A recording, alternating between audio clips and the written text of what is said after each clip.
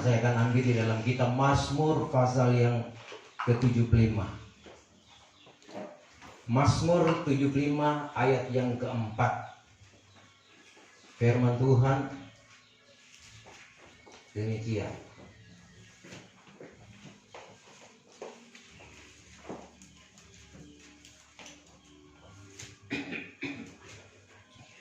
Bahwa hancurlah bumi serta dengan orang sekalian yang mendudukinya, jikalau tiada aku meneguhkan tiang-tiangnya. Terima kasih. Silakan duduk. Firman Tuhan, pemazmur, Mazmur Asaf. Ya, Asaf ini adalah orang-orang pilihan Tuhan yang ada di Ka'bah Tuhan, memuji memuliakan Tuhan, menyembah Tuhan. Mereka dipakai Tuhan untuk senantiasa bersyukur, melakukan segala kehendak Tuhan. Dan dikatakan saudara oleh mereka dalam pujian kepada Tuhan, nyanyian bagi biduan besar, ya, bahwa hancurlah bumi serta dengan orang yang ada di dalamnya.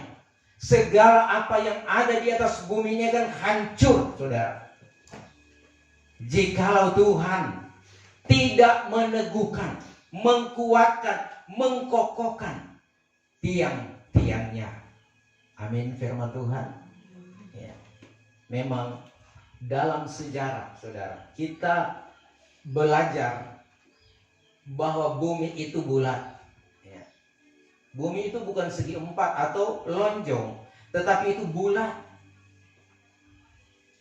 Dan dikatakan saudara kasih dalam Tuhan bahwa bumi itu, ya, tidak tergantung kepada sesuatu, tidak diikat dan tidak punya tiang. Ya, itu kita bisa baca di dalam kitab Ayub. Ayub pasal yang ke 26 ayat yang ke-7. 26 ayat yang ke-7. Allah membentangkan utara di atas kekosongan dan menggantungkan bumi pada kehampaan. Iya. Allah membentangkan utara di atas kekosongan, ya, di atas kekosongan, dan menggantungkan bumi pada kehampaan, ya. Kalau terjemahan lama dikatakan, ya, bahwa dibentangkannya utara di atas tempat yang hampa dan digantungkannya bumi itu kepada tiada sesuatu, ya. Jelas saudara bahwa bumi itu melayang-layang, tidak tergantung, tidak terikat dan tidak punya tiang, tetapi melayang-layang. Namun saudara, firman Tuhan adalah Tuhan sendiri. Tuhan sendiri yang menciptakan langit dan bumi. Oleh sebab itu, ya, dikatakan oleh firman Tuhan bahwa kita harus membandingkan barang yang rohani dengan rohani. Sebab huruf mematikan, roh menghidupkan. Firman Tuhan kalau kita hanya baca dengan akal kita, maka saudara sekalian kita tidak akan temukan apa-apa di sana. Bahkan kita hanya menerjemahkan menurut pikiran kita, tafsiran kita. Dan dikatakan firman Tuhan, tafsiran-tafsiran manusia itu tidak semua benar di pemandangan Tuhan. Pikiran-pikiran Tuhan adalah benar. Sebab itu kita harus membandingkan. Sebab itu gereja Tuhan harus memiliki Roh Kudus supaya dapat membedakan mana yang dari Tuhan, mana yang bukan daripada Tuhan. Nah, saudara kasih dalam Tuhan, ya. Kita membaca saudara sekalian, ya, bandingkan barang yang rohani. Itu mungkin lebih jelas kita akan baca dalam dikatakan oleh Rasul Paulus. 2 ayat yang ke-13. Iya, 1 Korintus 2 ayat 13. Maka barang yang kami katakan itu pun bukannya dengan pengajaran manusia, manusia, melainkan dengan pengajaran roh, sambil membandingkan barang yang rohani dengan rohani. Terus Tetapi orang duniawi tiada menerima barang yang daripada roh Allah itu, karena perkara itu menjadi kebodohan kepadanya dan tiada dapat mengenalnya, sebab perkara itu diselidik dengan pri rohani. Terus Ayat yang ke-15. 15. Tetapi orang yang rohani itu menyelidiki segala perkara, maka ia sendiri tiada diselidiki oleh seorang jua pun. 16. Karena siapakah yang mengetahui kasat Tuhan sehingga dapat mengajar Tuhan, tetapi kita ini menaruh kasat Kristus. Iya, saudara Paulus ya. Paulus adalah rasul Tuhan yang dipakai oleh Tuhan, diurapi oleh Tuhan, diajar oleh Tuhan. Apa yang dia sampaikan itu dari Tuhan. Dan dia katakan, saudara sekalian, barang yang kami katakan itu bukannya dengan pengajaran manusia, melainkan pengajaran Roh Kudus, sambil membandingkan yang rohani dengan yang rohani. Dikatakan ayat yang ke-14. Tetapi orang duniawi tiada menerima barang yang rohani, karena barang itu menjadi kebodohan kepadanya, dan tiada dapat mengenalnya, sebab perkara itu diselidik dengan peri rohani. Ya. Orang-orang duniawi, orang-orang punya pikiran tabiat duniawi, tidak akan dapat memahami pikiran Tuhan, rancangan-rancangan Tuhan. Karena itu harus diselidiki dengan pikiran-pikiran Kristus. Artinya saudara, kita harus memiliki pikiran Kristus supaya kita bisa tahu apa maunya Tuhan. Dikatakan tetapi orang rohani menyelidiki segala perkara, dan ia sendiri tiada diselidiki oleh seorang jua pun. Ya. Orang rohani menyelidiki segala perkara, bahkan perkara-perkara Allah yang tersembunyi pun diketahui oleh orang-orang rohani. Sudah. Namun orang-orang rohani juga bukan berjalan dengan pikirannya sendiri, tetapi dengan tuntunan Roh Kudus. Sebab itu Paulus bilang, berjalanlah kamu dengan roh, supaya pikiran-pikiran tabiat duniawi tidak akan kamu genapkan. Kehendak tabiat hawa nafsu daging tidak akan kamu lakukan. Berjalan dengan roh, saudara. Karena siapakah yang mengetahui kasat Tuhan atau pikiran Tuhan? Siapakah dapat mengajar Tuhan? Tetapi kita ini memiliki kasat Kristus, memiliki otoritas Kristus, memiliki pikiran-pikiran Kristus, saudara. Ini yang penting, saudara. Kembali, saudara sekalian, kita kembali apa yang dikatakan dalam ayat pokok tadi.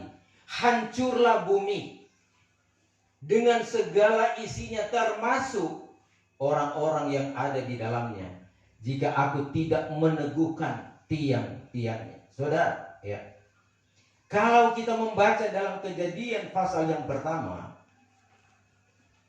ayat 1, bagaimana Tuhan menciptakan langit dan bumi. Ya, dikatakan bahwa pada mula pertama dijadikan Allah langit dan bumi. Ayat 2, maka bumi itu lagi campur baur adanya, yaitu suatu hal yang ketutupan kelam kabut. Maka roh Allah berlayang-layang di atas muka air itu. Maka firman Allah, hendaklah ada terang, lalu terang pun jadilah. Saudara, kita perhatikan, ini hari yang pertama. Tuhan menjadikan terang, ya, dan terang itu ada. Ya. Itu saudara, dari mana itu terang itu? Ya. Tuhan, hari pertama Tuhan menciptakan langit dan bumi, dan Tuhan sudah menjadikan terang itu. Maka dilihat Allah akan terang itu baiklah adanya.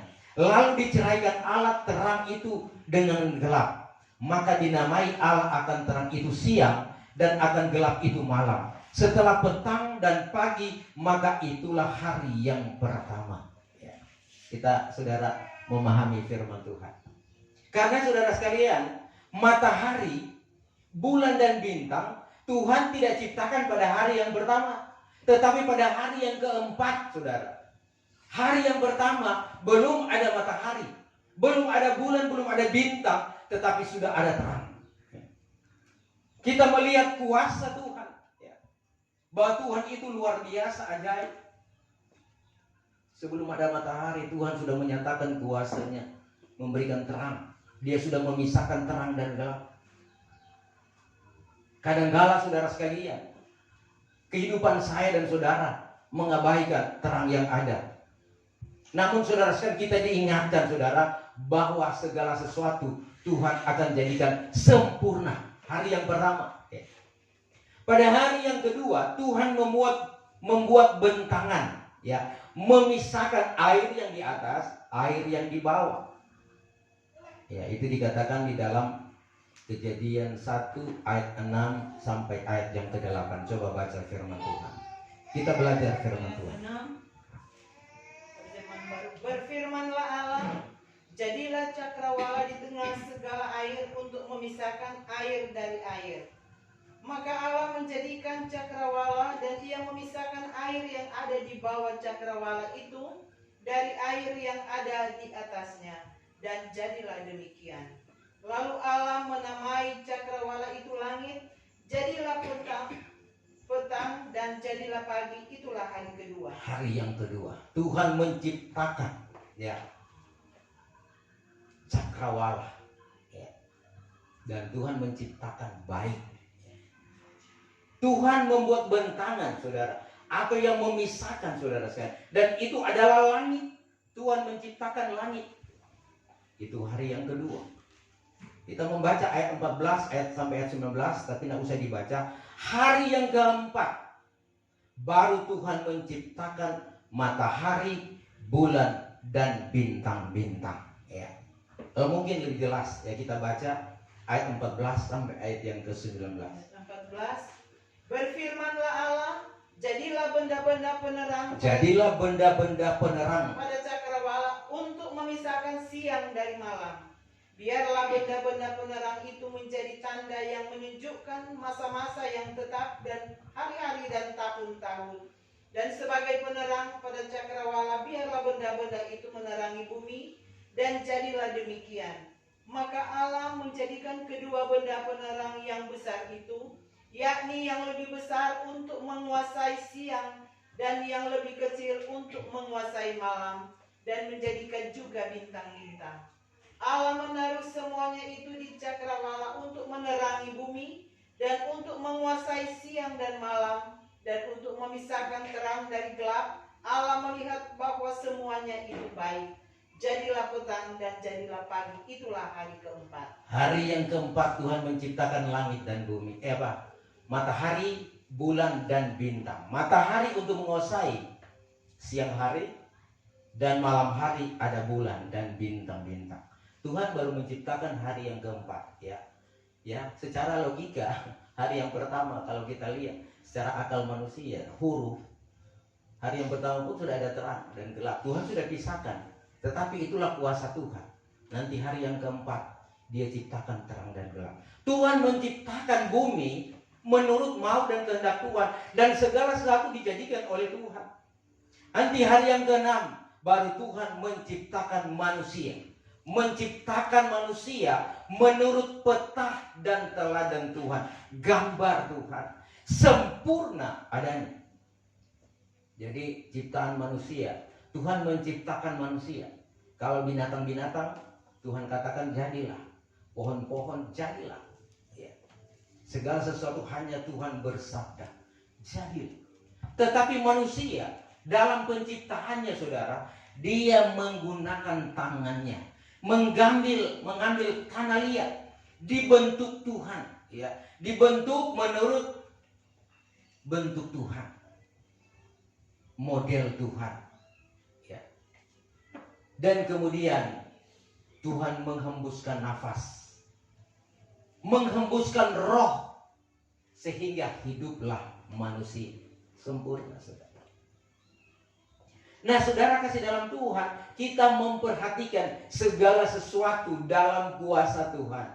Kalau Tuhan sudah menciptakan dari awal langit dan bumi segala isinya, Dia juga terus mengawal bagaimana dunia ini, bumi ini berjalan dari waktu ke waktu, dari zaman ke zaman. Manusia diciptakan sempurna pada satu tempat yang Dia sediakan, yaitu Eden, suatu taman yang indah. Ada buah-buah untuk dimakan, dan mereka itu memuji, menyembah Tuhan. Tetapi saudara, mereka melanggar kehendak Tuhan. Ada buah yang dilarang oleh Tuhan, jangan makan. Yang lain-lain boleh makan, ya. Begitu banyak pilihan untuk dimakan. Tetapi saudara ke dalam Tuhan, ya, iblis begitu licik. Dia mau menggoda manusia supaya manusia melakukan apa yang Tuhan larang. Jadi cuma iblis yang mempengaruhi. Tapi iblis tidak korek. Iblis tidak menarik Hawa, sini, ya, makan ini pohon. Tidak, dia cuma bicara. Hawa, jangan lihat tuh pohon itu, tuh buah itu, enak untuk dipanen. Ya, kalau kita membaca, enak pun baru mau lihat saja indah, baik, apalagi makan. Tapi Hawa bilang, aduh jangan, saya takut karena Tuhan bilang saat engkau makan itu, engkau akan mati. Dia sudah tahu. Tetapi iblis juga datang, dia bilang, tidak Hawa, kamu tidak akan mati. Tetapi tatkala engkau makan, maka engkau akan menjadi sama seperti Tuhan, mengetahui baik dan jahat. Ya. Tatanan pada hati, pada pikiran. Iyo kan, iyo sto. Betul itu. Oh, iblis bilang, oh betul sekali itu. Nyanda salah. Wih, saudara terganggu lagi nih Hawa ini. Oh iyo, diambil. Dan Adam ada di situ. Kalau kita baca Adam ada di situ. Dia ambillah itu larangan Tuhan. Dia mulai makan, saudara. Dia kasih Pak Adam. Adam, sadar putih Adam. Adam juga makan, saudara. Apa yang terjadi? Mereka jatuh dalam dosa. Setelah jatuh dalam dosa, mereka dalam keadaan telanjang. Artinya, terbukalah mata mereka. Sehingga mereka menyadari, oh ini. Mereka pikir masih senang-senang, tetapi Tuhan bilang keluar. Keluar dari taman ini. Kamu sudah melanggar hukum Tuhan. Sudah melanggar hukumku. Kamu akan menderita. Iblis juga terkutuk kau iblis. Ya. Berjalanlah kamu dengan perut. Saudara, ini awal pertama Tuhan melihat bahwa sesuatu yang melanggar kehendak Tuhan, Tuhan marah. Saudara. Jadi jangan anggap enteng dengan petunjuk-petunjuk Tuhan. Kita pun sudah diajarkan mana yang harus kita lakukan, mana yang harus kita tolak, kita abaikan, jangan kita lakukan. Tetapi kadang-kala saudara, keinginan kita untuk melakukan kebaikan tidak terpenuhi. Apa sebab? Ada bisikan-bisikan iblis. Iblis masuk mulai berbicara itu. Sadar ini dosa itu enak, saudara. Ya. Iblis mulai bilang, memang ada terang, tapi iblis bilang itu gelap, itu lebih sadap. Berbuat dosa itu lebih enak, saudara. Mencuri itu enak, dapatkan secara gratis orang punya. Menyakiti itu enak. Menyusahkan orang lain, itu pikiran iblis, saudara. Nah, saudara, inilah yang datang bagi saya dan saudara. Tatkala kita, saudara sekalian, mulai lengah, tatkala kita mengabaikan apa kata Tuhan, iblis akan datang berbisik. Sehingga kita akan mengalami kejatuhan, melakukan perbuatan dosa. Saudara, menyadari semua ini, mari kita memahami apa maunya Tuhan dalam kehidupan kita. Lebih lanjut saudara, ya. Kita sudah jauh, tetapi mari kita kembali, ya. Bahwa hancurlah bumi dan orang yang menduduki, orang sekalian yang ada di bumi, jikalau aku tidak meneguhkan tiang-tiangnya. Ya. Saudara, memang Rasul Paulus katakan bahwa Tuhan juga akan menggoncangkan bumi ini. Bahkan saudara sekalian, yang mari kita lebih baik kita baca Ibrani 12. Ibrani 12 ayat 26 sampai 29.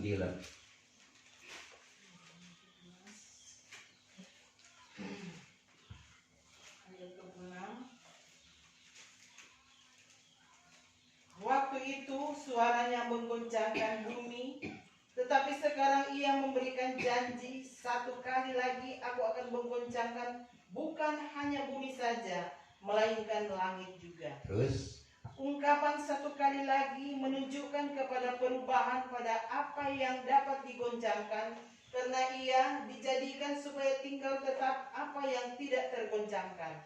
28. Jadi, karena kita menerima kerajaan yang tidak tergoncangkan, marilah kita mengucap syukur dan beribadah kepada Allah menurut cara yang berkenan kepadanya dengan hormat dan takut.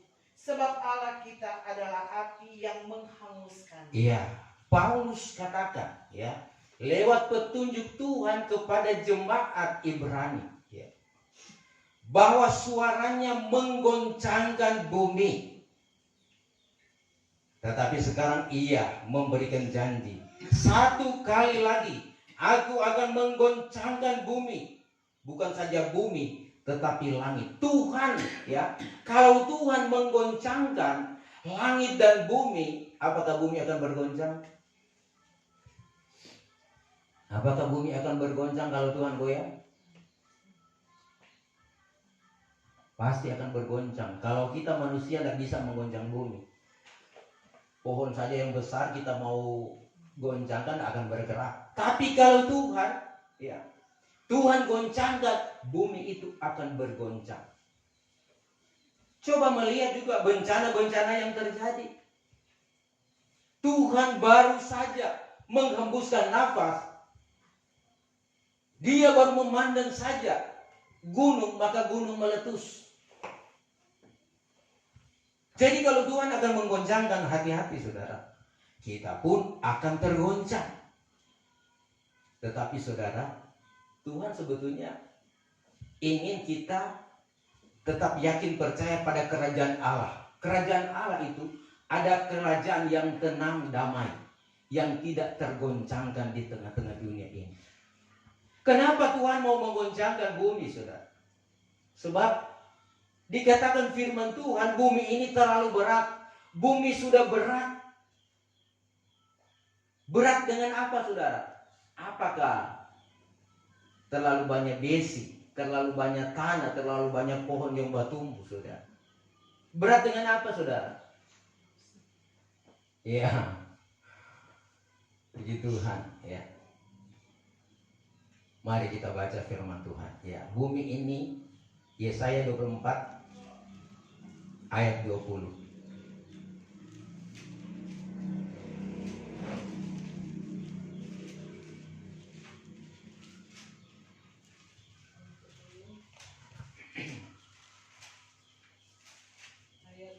Yesaya 24 ayatnya yang ke-20. Bumi terhuyung-huyung sama sekali seperti orang mabuk, dan goyang seperti gubuk yang ditiup angin. Dosa pemberontakannya menimpa dia dengan sangat. Ia rebah dan tidak akan bangkit-bangkit lagi. 21. Maka pada hari itu Tuhan akan menghukum tentara langit di langit dan raja-raja bumi di atas bumi. Mereka akan dikumpulkan bersama-sama seperti tahanan dimasukkan dalam liang. Mereka akan dimasukkan dalam penjara dan akan dihukum sesudah waktu yang lama. Bulan purnama akan tersipu-sipu dan matahari teria akan mendapat malu, Sebab Tuhan semesta alam akan Iya. memerintah. Sampai di sana. Bumi pun ya bergoncang seperti orang mabuk, terhuyung-huyung seperti orang mabuk. Dalam terjemahan lama dikatakan bumi terhuyung-huyung seperti orang mabuk dan bergoncang-goncang seperti pondok tempat orang bermalam. Karena beratlah kesalahannya menindih kepadanya, sehingga ia rebah dan tiada dapat bangkit lagi.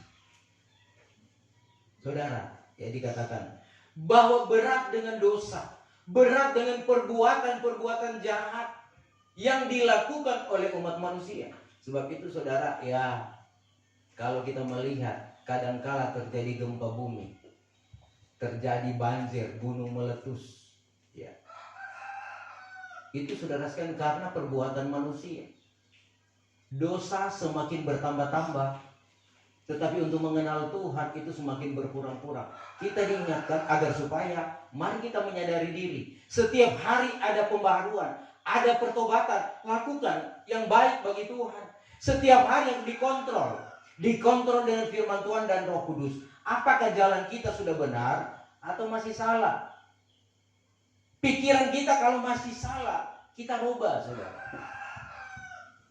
Tidak mampu kita merubah sendiri, minta Roh Kudus. Tuhan memampukan untuk berjalan pada jalan yang benar. Apa sebab, saudara? Jalan kita menentukan tujuan. Jalan itu saudara yang kita harus lewati dengan perbuatan. Perbuatan baik menuju pada keselamatan, yaitu sorga. Tapi perbuatan-perbuatan jahat menuntun kita pada kebinasaan. Sebab itu dari sekarang kita sadar, saudara, bahwa jalan yang kita tempuh, perjalanan iman kita, ya dan amin, menuju kepada sorga. Saudara, kita lanjut ya. Kalau saudara sekalian manusia katakan bahwa bumi itu tidak punya tiang, tetapi Sang Pencipta, Tuhan mengatakan bahwa Tuhan itu punya tiang. Mari kita baca firman Tuhan. Galatia pasal yang kedua, ayat yang ke-9.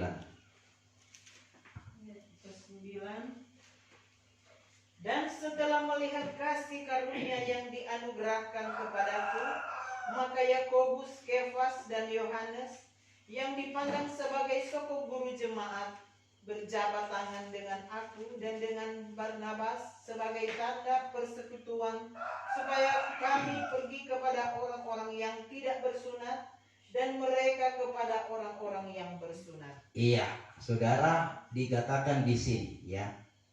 Maka tatkala mereka itu sudah tanpa anugerah yang dikatakan, yang dikaruniakan kepadaku itu, lalu Yakub dan Kefas dan Yahya, ini rasul-rasul Tuhan. Yakub, Kefas dan Yahya yang dibilangkan menjadi tiang, ya, dibilangkan menjadi tiang. Itu pun berjabat tangan dengan aku dan Barnabas sebagai tanda persekutuan, supaya kami ini pergi kepada orang kafir, tetapi mereka itu kepada orang-orang bersunat atau orang Israel, orang Yahudi. Berjabat tanganlah hamba-hamba Tuhan yang dikatakan oleh Tuhan lewat menjadi apa? Mereka menjadi tiang. Ada yang melayani orang-orang yang bersunat, orang Yahudi, ada yang melayani orang kafir, yaitu Paulus dan Barnabas.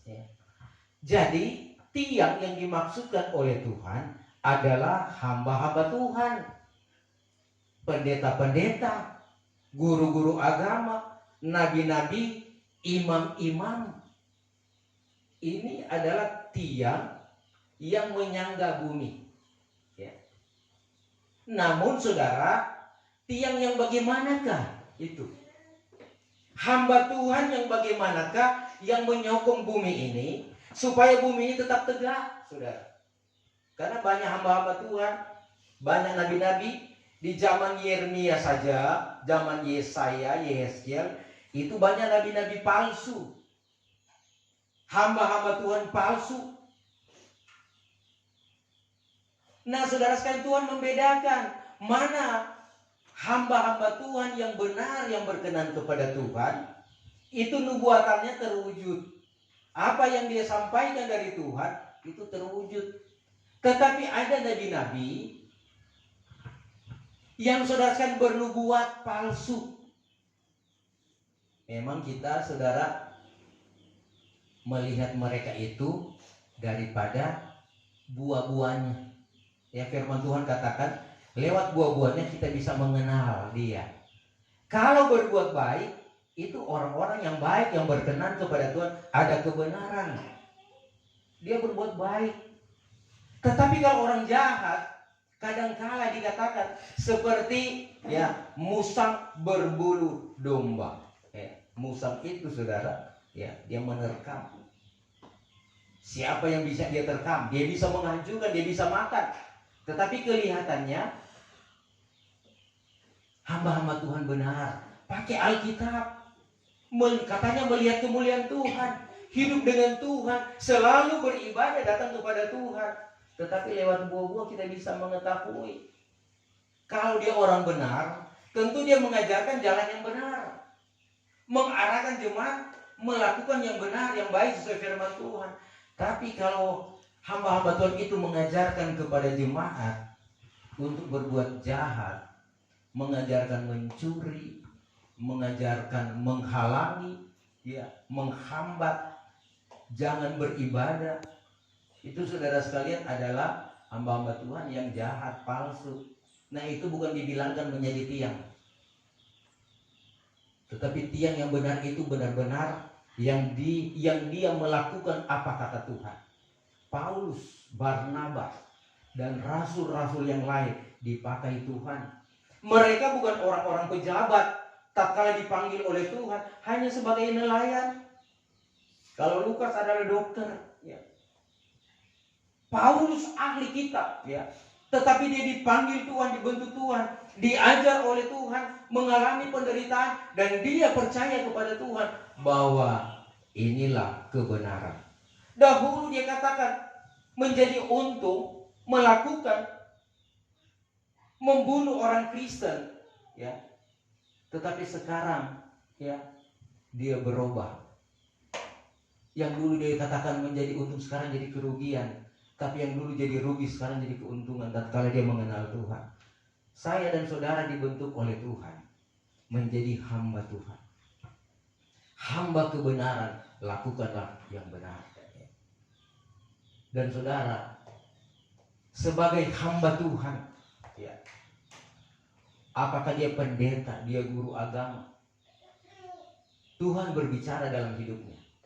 Bahkan dikatakan oleh firman Tuhan dalam kitab Nabi Amos, ya, bahwa segala sesuatu yang saudara sekalian akan dilakukan oleh Tuhan, ya. Tatkala Tuhan akan melakukan segala sesuatu, maka dia akan menyampaikan kepada hamba-hambanya atau nabi-nabinya, ya. Mari baca Amos pasal 3 ayat 6 dan ayat yang ke-7. Jikalau ditiup nafiri di dalam negeri, masakan tiada gemetar orang isinya, bolehkah negeri kena celaka jikalau tiada dengan kehendak Tuhan? Saja Tuhan buat tiada melakukan barang suatu perkara sebelum menyatakannya rahasianya kepada hambanya, yaitu segala nabi-nabi. Iya. Jikalau ditiup nafiri di dalam negeri, masakan tiada gemetar orang isinya? Bolehkah negeri kena celaka jikalau tiada dengan kehendak Tuhan? Jadi kalau firman Tuhan disampaikan, adakah orang tidak gemetar? Bolehkah sebuah negeri kena celaka jikalau tiada dengan kehendak Tuhan? Jadi bencana-bencana yang terjadi semua dikehendaki oleh Tuhan. Kalau Tuhan tidak berkenan, tidak terjadi. Daerah kita aman karena Tuhan berkenan.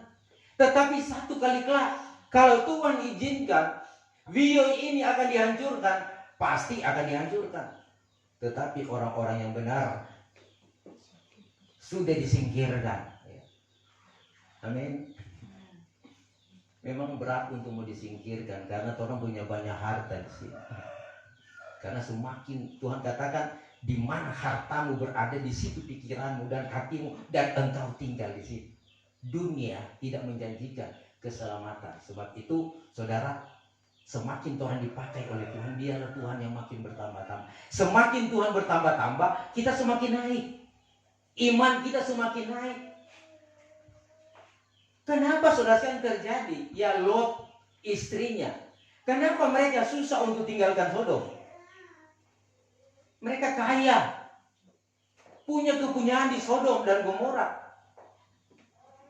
Tuhan bilang, silakan lari Job, naik ke Soar, naik ke atas gunung, karena Tuhan akan menghancurkan kota Sodom dan Gomora. Tetapi mereka berlambat-lambatan. Kenapa orang lama-lama? Ya, banyak harta, banyak saudara, masih ada anak-anak petamang-tamang, ya, Lot petamang-tamang. Kemudian DP istri tahu siapa DP nama, istri Lot. Tuhannya tidak bilang, saudara, supaya saudara ke dalam Tuhan, ya, namanya istri-istri itu hati-hati, saudara. Terlalu banyak pikir-pikir. Kita punya kekayaan, kita pedoi di bank, kita pe motor baru beli, auto baru beli, kita pe rumah, wah. Kita punya anak-anak. Kadang-kala Tuhan bilang, lari, kasih tinggal semua, Tuhan mau saya hancur. Ya. Kemudian apa yang terjadi kalau orang baca dalam Kejadian 18? Malaikat sudah datang, dia tarik, mari. Dia tarik, mari. Jangan. Mereka sayang, saudara, untuk memisahkan dengan keinginan dunia. Ya. Tuhan datang narik. Sebab itu, saudara, firman Tuhan sekarang keras-keras. Supaya saudara semua selamat. Jangan cuma karena saudara sekalian hal-hal kecil membatalkan kita masuk surga. Itu pikiran-pikiran, jangan taruh pikiran-pikiran, pikir-pikir apa yang ada di bumi. Sehingga ya selalu bacakar kerja siang malam, hari Minggu, hari raya, hari ibadah, kerja bapacol, mencari babisi, berusaha, selupa tentang mencari keselamatan. Hati-hati, ya. Banyak tawaran akan datang. Ditawarkan.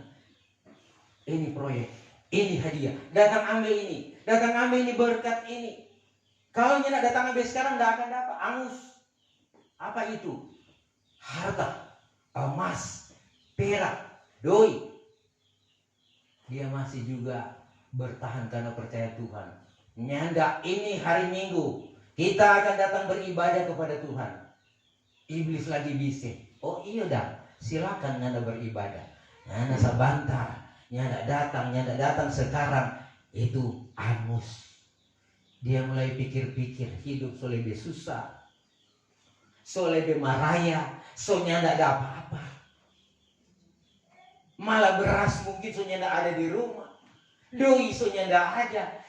Berat masuk di pikiran, di hati. Iblis bilang, anaknya tidak datang sekarang.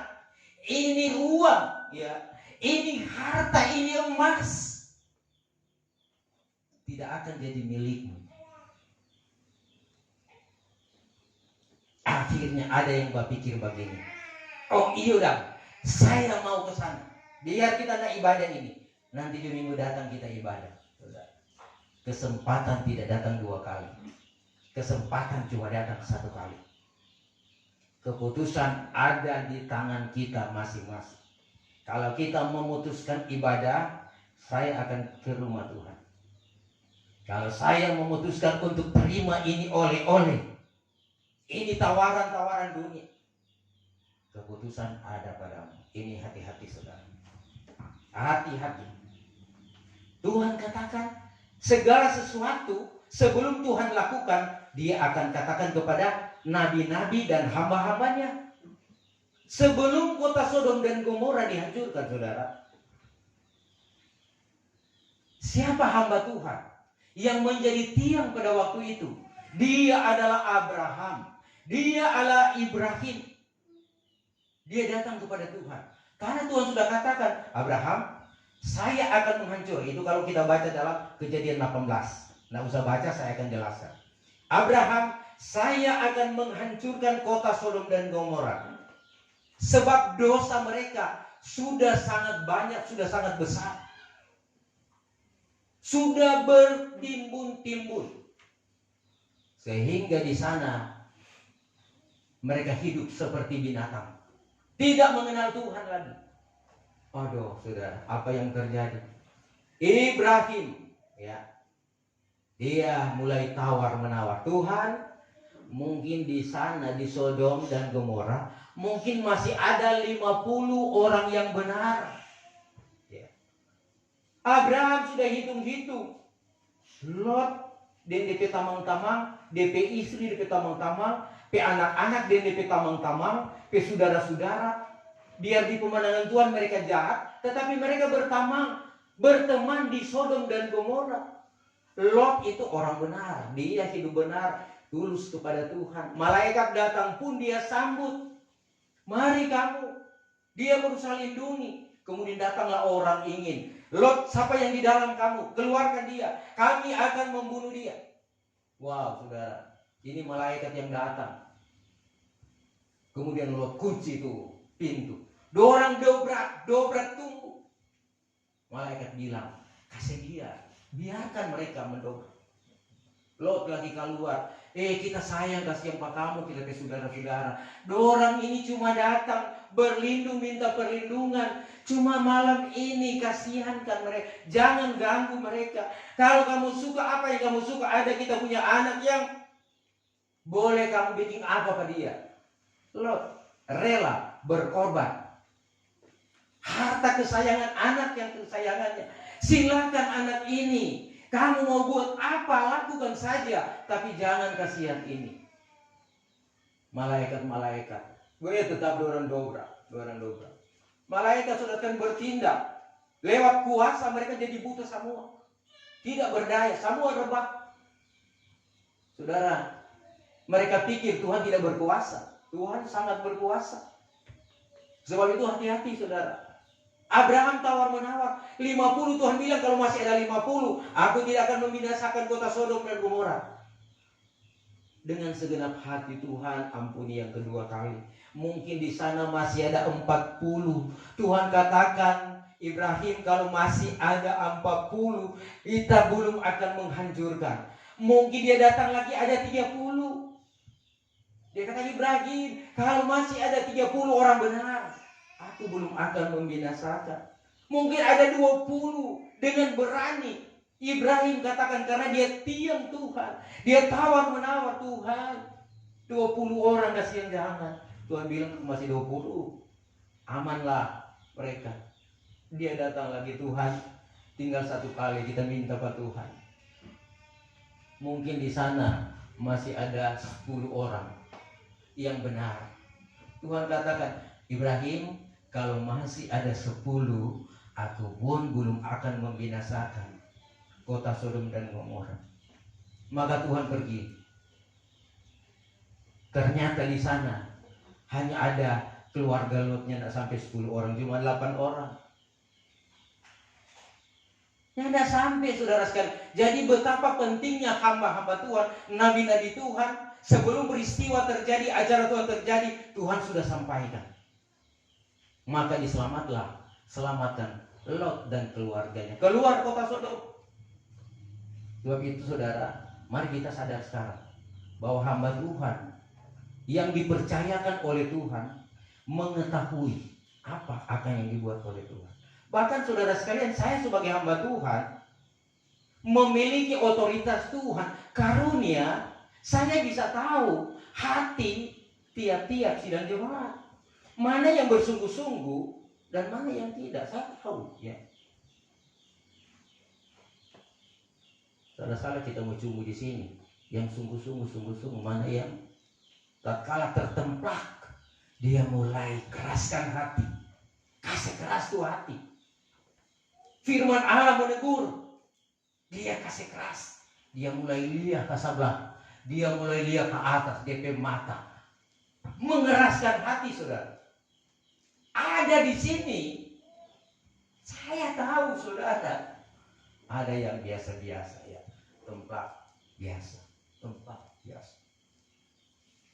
Diingatkan saudara, berubah. Kalau Tuhan tegur, Tuhan sayang. Sebab itu kalau ada pengeluhan sidang Jumat, datang, tanyakan Pak Gembala, masalah apa ini?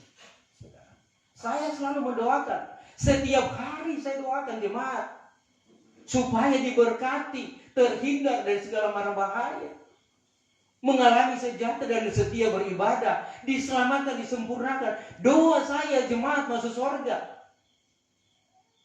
Sebab ini pekerjaan Tuhan.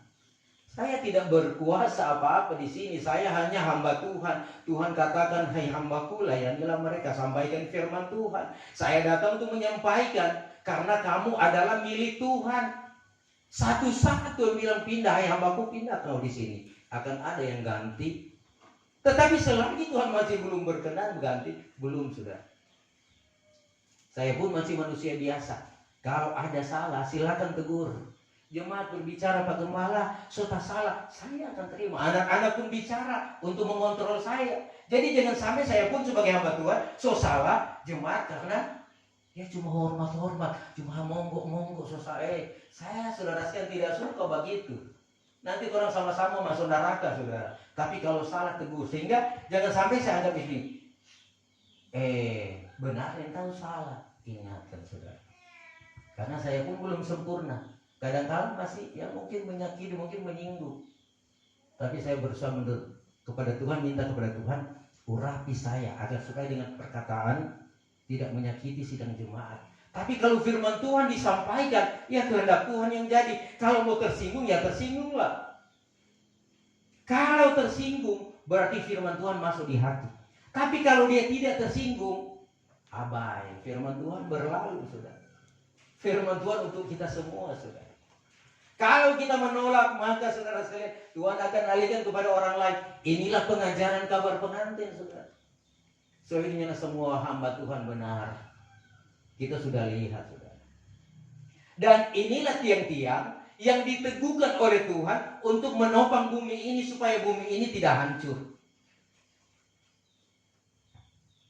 Kalau saudara sekalian, ya tiang-tiang ini sudah tidak ada, maka hancurlah bumi. Nanti juga pada zaman antikris, ya, meterai yang kelima,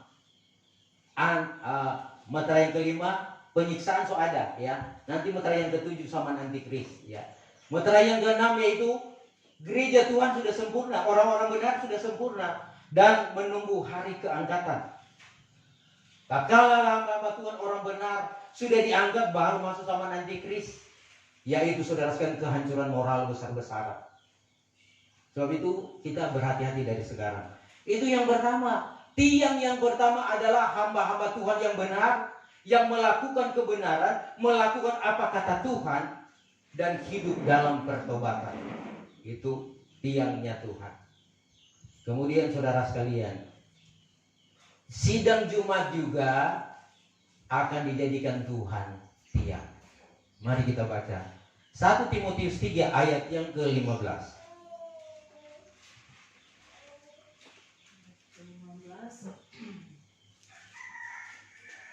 Jadi jika aku terlambat, sudahlah engkau tahu bagaimana orang harus hidup sebagai keluarga Allah, yakni jemaat dari Allah yang hidup, tiang penopang dan dasar kebenaran. Iya, dikatakan oleh Rasul Paulus, jadi jika aku terlambat, sudahlah engkau tahu bagaimana orang harus hidup sebagai keluarga Allah, yakni jemaat dari Allah yang hidup, tiang penopang dan dasar kebenaran. Amin. Sidang Jumat juga adalah merupakan tiang. Kalau Tuhan tidak teguhkan ini jemaat-jemaat, hancurlah bumi. Dan jemaat-jemaat ini adalah tiang di dalam keluarga masing-masing, supaya keluarga itu tetap teguh, ya. Jadi belajar dari pribadi, keluarga, bermasyarakat, berjemaat, kita menjadi tiangnya Tuhan, ya. Menjadi tiang Tuhan, saudara, harus jadi tiang, ya. Karena saudara tiang yang benar, ya. Karena ada juga jemaat yang hidup tidak berkenan kepada Tuhan. Dan ada jemaat yang hidup berkenan kepada Tuhan.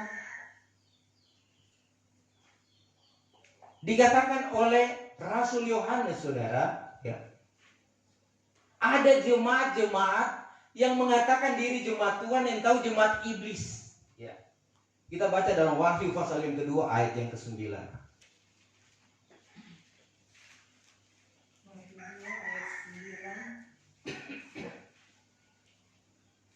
Aku tahu kesusahanmu dan kemiskinanmu, namun engkau kaya dan fitnah mereka yang menyebut dirinya orang Yahudi, tetapi yang sebenarnya tidak demikian. Sebaliknya mereka adalah jemaah iblis. Iya, sebaliknya mereka adalah jemaat iblis. Tuhan tahu kesusahan, kemiskinan daripada jemaat Smyrna. Dan mereka sudah menerima fitnah dari mereka yang menyebutkan orang Yahudi, tetapi sebenarnya tidak demikian. Sebaliknya mereka itu adalah jemaat iblis. Ada jemaat iblis. Jemaat-jemaat iblis itu apa, saudara? Ya. Lebih jelas, saudara, kita baca dalam Wahyu pasal yang ketiga, ayat yang ke-9. Jemaat Philadelphia pun Tuhan tegur, ya, hati-hati dengan jemaat iblis ini. Baca. 9. Lihatlah beberapa orang dari jemaat iblis, Lihatlah beberapa orang dari jemaat iblis, yaitu mereka yang menyebut dirinya orang Yahudi, mengatakan orang Yahudi atau orang pilihan Tuhan, tetapi yang sebenarnya tidak demikian, tetapi sebetulnya dusta itu. melainkan berdusta. Iya, mereka berdusta. Akan kuserahkan kepadamu, sesungguhnya aku akan menyuruh mereka datang dan tersungkur di depan kakimu dan mengaku bahwa aku mengasihi engkau. Saudara, jemaat iblis, ya, adalah orang-orang yang mengatakan diri orang Yahudi, orang pilihan Tuhan. Tetapi saudara sekalian, dalam hidupnya mereka penuh dengan dusta. Jadi jemaat-jemaat yang suka baba dusta, suka mengatakan yang salah benar, yang jahat adalah baik, itu berdusta. Itu adalah jemaat iblis. Nah, kita, gereja Tuhan, saya dan saudara yang ada di akhir zaman ini, selagi hal itu masih diperhadapkan bagi saya dan saudara, selagi belum waktunya kita dipanggil Tuhan, kita masih punya peluang menjadi jemaat yang benar, menjadi jemaat yang menjadi tiang dalam dunia ini. Dan kita pun masih berpeluang menjadi jemaat iblis, artinya melakukan kejahatan. Hati-hati, saudara, kita memang ditegur, diingatkan, karena memang dikatakan bahwa orang benar pun suka mau cari selamat pun setengah mati, apalagi yang orang fasik dan orang-orang berdosa. Saya sangat saudara. Tetapi firman Tuhan mengingatkan, tetaplah menjadi orang benar di tengah-tengah situasi yang tidak menentu, tetap jadi orang yang benar. Nah, saudara, hamba Tuhan yang melakukan kebenaran, jemaat yang melakukan kebenaran adalah tiang-tiang dalam dunia ini. Mereka lah yang diteguhkan oleh Tuhan untuk membuat bumi ini tetap aman dan nyaman. Sebab itu Minahasa, Sulawesi Utara terkenal dengan pendeta-pendeta hamba-hamba Tuhan, sehingga Minahasa tetap aman. Kabupaten Mitra juga banyak hamba-hamba Tuhan, banyak jemaat, sehingga tetap aman. Tetapi semua melewati proses. Apakah kita akan tetap bertahan apabila kita menghadapi masa-masa yang sukar? Karena saudara sekalian, jemaat-jemaat yang benar ini, ya, dikatakan oleh Rasul Paulus bahwa sebetulnya kita dahulu kita, mari kita membaca firman Tuhan dalam Efesus pasal yang kedua. Minta tolong dibaca ayat 1 sampai ayat yang ke-5. 1. Kamu dahulu sudah mati karena pelanggaran-pelanggaran dan dosa-dosa. Kamu dahulu sudah mati karena pelanggaran-pelanggaran dan dosamu. Kamu hidup di dalamnya karena kamu mengikuti jalan dunia ini. Kamu hidup melakukan dosa karena kamu melakukan jalan atau tabiat dunia ini. Karena kamu mentaati penguasa kerajaan angkasa, Ia mentaati kerajaan penguasa angkasa yaitu iblis. yaitu roh yang sekarang sedang bekerja di antara orang-orang durhaka. Iya. Sebenarnya dahulu kami semua juga terhitung di antara mereka ketika kami hidup di dalam hawa nafsu daging dan menuruti kehendak daging dan pikiran kami yang jahat. Pada dasarnya kami adalah orang-orang yang harus dimurkai sama seperti mereka yang lain. Tetapi Allah yang kaya dengan rahmat oleh karena kasih-Nya yang besar yang dilimpahkannya kepada kita, telah menghidupkan kita bersama-sama dengan Kristus, sekalipun kita telah mati oleh kesalahan-kesalahan kita, oleh kasih karunia kamu diselamatkan. Iya. Sebetulnya orang ini dulu hidup dalam dosa. Tetapi Tuhan mengangkat saya, memanggil saya dan saudara untuk dibentuk, diproses sampai kita menjadi sempurna. Sebab itu kita diisi dengan kebenaran firman Tuhan. Saudara, kebenaran ini harus bertambah-tambah. Karena kita hidup hanya oleh anugerah. Nah saudara kasih dalam Tuhan, inilah yang dimaksudkan Mazmur 75 ayat yang keempat. Hancurlah bumi dan orang yang ada di dalamnya jika aku tidak meneguhkan tiang-tiangnya. Saudara, berbicara tentang tiang adalah hamba-hamba Tuhan dan jemaat. Tiang, saudara sekalian, secara letter kita melihat bahwa tiang yang ada dalam rumah, ya, bukan saudara saya dia langsung jadi tiang, tetapi lewat proses, ya. Tiang itu dibentuk dari sebuah pohon, dan pohon itu diambil di hutan. Karena kalau di hutan dia punya pohon itu besar, apalagi sudah ribuan tahun. Itu pun kayu-kayu berbagai-bagai tipe jenis. Ada yang kayu keras, ya, dikenal dengan kayu besi, kayu linggua, kayu apa lagi? Ya. Kemudian juga ada kayu-kayu yang biasa-biasa, kayu mal. Kayu mal itu dibuat untuk juga bangunan, tetapi dia hanya sekedar untuk, ya, membuat mal, artinya meluruskan. Kalau sudah lurus, maka dikeluarkanlah itu mal itu, yang dibuang langsung dibakar. Itu kayu-kayu yang biasa-biasa. Tapi kalau kayu yang keras itu dibentuk Tuhan untuk menjadi tiang dalam rumah itu. Nah, orang mau pilih mana? Cuma sebagai mal atau cuma sebagai penopang dalam pelayanan, habis itu dibinasakan. Ataukah kita menjadi tiang dan tetap bertahan menjadi tiang selama-lamanya? Tiang dalam rumah Tuhan, tiang dalam keluarga, dalam bermasyarakat, tiang dalam rumah Tuhan. Yaitu di sorga pun kita jadi tiang. Orang mau pilih yang mana? Jemaat mau dibentuk menjadi tiang? Haleluya. Kalau mau dibentuk memang kerinduan kita. Tetapi ingat saudara, pohon kalau mau ditebang, dipotong, sakit enggak?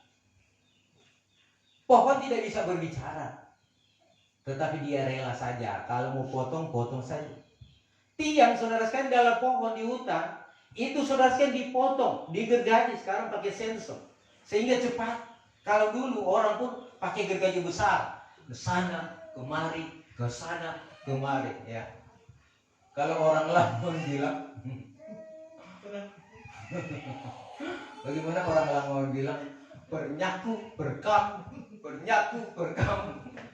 Artinya itu gergaji yang besar, ya. Orang tuh tahu bagaimana membentuk tiang. Tapi sekarang lebih canggih lagi, ya. Tinggal saudara sekalian taruh itu sensor, gas, maka rebalah pohon itu. Kehidupan saya dan saudara dari hutan belantara dunia ini, dari tidak mengenal Tuhan, Tuhan tebang orang. Setelah ditebang, maka Tuhan tarik, panggil, dan dibentuk, diproses, panggal-panggal. Iya, panggal-panggal, dibentuk, dimod, sesuai ukuran menjadi bangunan. Memang saudara sekalian kalau mau potong-potong, ini orang karakter tabiat itu potong. Yang tidak sesuai Itu kasih keluar. Pikiran-pikiran kita, cara kita yang tidak sesuai dengan pembangunan rumah, itu kasih keluar. Bersikat itu sakit, bukan enak. Kemudian juga tiang itu ada penyangga. Ada tiang-tiang yang menyangga, bukan dia berdiri sendiri, tetapi disangga. Nah, tiang-tiang juga ini berfungsi. Sebab itu jemaat untuk menjadi rumah Tuhan saling menyangga. Jadi semua dipotong DP ujung-ujung sehingga kok. Kalau dia tidak kok, maka bangunan itu bergerak. Sebab itu seia dan sekata kita dibentuk menurut kehendak Tuhan. Kemudian skat lagi, ya. Dosa-dosa kita kasih keluar, kejahatan kita kasih keluar, sehingga terlihat bersihlah tiang itu. Kalau sudah bersih, licin, maka dipasang, itu memang indah. Kita melihat tiangnya, tidak ada tiang yang bergerigi atau tidak lurus, miring sedikit saja orang mulai cerita, orang bilang, ya tiang itu tidak bagus, miring, ya.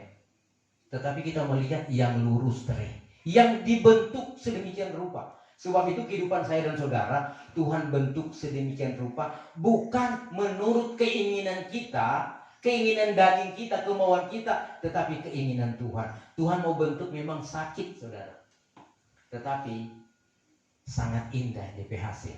Kalau Tuhan bentuk menurut mau Tuhan, maka dia akan bawa kita menjadi tiang yang indah, elok. Di dunia ini kita menjadi tiang di dalam keluarga, di dalam gereja, dalam jemaat jadi tiang. Karena kelakuan yang bagus, orang mulai cerita DP pribadi ini ibu ini, wow luar biasa. Kita kan sering menyebut-nyebut orang-orang yang menjadi contoh teladan di dalam kampung, di Wius ini. Kita melihat, kita mulai mendengar cerita, ayo kalau ibu ini, itu luar biasa dia. Selalu orang undang ke sana kemari, tak kalah diundang saudara bukan hanya datang, dia membawa bantuan, dia kasih bantuan, apa yang kamu perlu, dia kasih menjadi teladan saudara. Nah, jadi pertanyaan, apakah kita hanya menyanjung-nyanjung orang lain? Dan apakah kita tidak bisa menjadi sama dengan dia? Artinya dalam perbuatan, cara dia lakukan dengan segenap hati. Karena ada juga, ya ibu-ibu sekarang, bapak-bapak sekarang, dan kalau mau minta tolong, ya dia bilang enggak ada. Mau minta bantuan, pinjam, enggak ada. Bukan cuma saja enggak ada, dia marah. Lalu selalu bapinjam, kongnya enggak kasih pulang. Dia mulai cerita, ya jadi teladan saudara. Tapi kalau yang kita selalu cerita-cerita, ini ibu ini bapak ini, dan jadilah orang seperti itu. Selalu diingat Tuhan, ya. Mau lihat kemarin, siapa itu? Ibu Selfie. Oh iya kata dia bagus, ya. Selalu ya kata dia senyum-senyum, selalu batulun. Tapi jangan tuh ibu sana ya, kasihan. Sudah Jo, baru mau lihat dari sebuah muka. Tapi kalau orang menjadi teladan, jadi contoh, orang akan sayang, saudara. Bukan cuma orang sayang, Tuhan saja sayang. Inilah pembentukan kita menjadi orang pilihan Tuhan. Mau jadi orang pilihan Tuhan, ayat-ayat yang terakhir saudara sekalian, mari kita membaca firman Tuhan di dalam kitab Kolose pasal 3 ayat 12 mulai. Ayat ke-12. Karena itu sebagai orang-orang pilihan Allah yang dikuduskan. Karena itu sebagai orang-orang pilihan Allah yang dikuduskan dan dikasihinya, kenakanlah belas kasihan, pakailah belas kasihan, kemurahan, rendah hati, lemah lembut, dan kesabaran. sabar. Ini orang-orang pilihan Tuhan. Jangan dulu terus. Sabarlah kamu seorang terhadap yang lain. Sabar satu dengan yang lain. Dan ampunilah seorang akan yang lain. Mengampuni satu dengan yang lain. Apabila yang seorang menaruh dendam terhadap yang lain, sama seperti Tuhan telah mengampuni kamu, kamu berbuat jugalah demikian. Jangan berdendam orang lain. Dan di atas Tunggu. Kalau Tuhan sudah kasih ampun kita, kita juga harus mengampuni mereka. Jangan sampai Tuhan sudah mengampuni kita, kita tidak mengampuni orang yang bersalah kepada kita. Terus baca. Dan di atas semuanya itu, kenakanlah kasih sebagai pengikat yang mempersatukan dan yang menyempurnakan.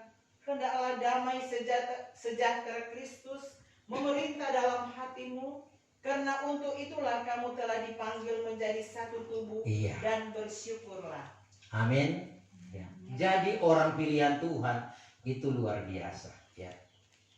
Menjadi orang pilihan Tuhan, kenakanlah kasih. Kasih itu mengikat pada kesempurnaan. Hendaklah damai sejahtera Kristus memerintah dalam hatimu, karena untuk itulah kamu telah dipanggil menjadi satu tubuh, dan bersyukurlah. Ini firman Tuhan. Kiranya kita boleh mengerti dan kita saudara sekalian memahami. Memang saudara sekalian khotbah setiap minggu itu direkam untuk di-share di YouTube, sehingga tatkala kita sudah lupa, baca ulang, lihat, nonton ulang. YouTube saya buat itu bukan untuk di-subscribe, bukan untuk di-like, tapi dinikmati, dirasakan. Karena saudara, banyak YouTube yang membutuhkan subscribe supaya banyak orang yang like dan dia mendapat penghasilan di sana. Saudara, bukan itu tujuan saya, tetapi Tuhan juga yang memberkati supaya firman Tuhan itu tetap berdengung. Sebab itu mengerti kehendak Tuhan, karena kita ini adalah tiang-tiang Tuhan, dan bioi tetap aman, bumi tetap aman, kita keluarga tetap hidup rukun dan damai, baku-baku sayang, baku-baku baik, baku-baku tongkang, dan bergotong royong melakukan kehendak Tuhan. Tuhan memberkati, dan kita akan masuk menyembah Tuhan dalam roh dan kebenaran.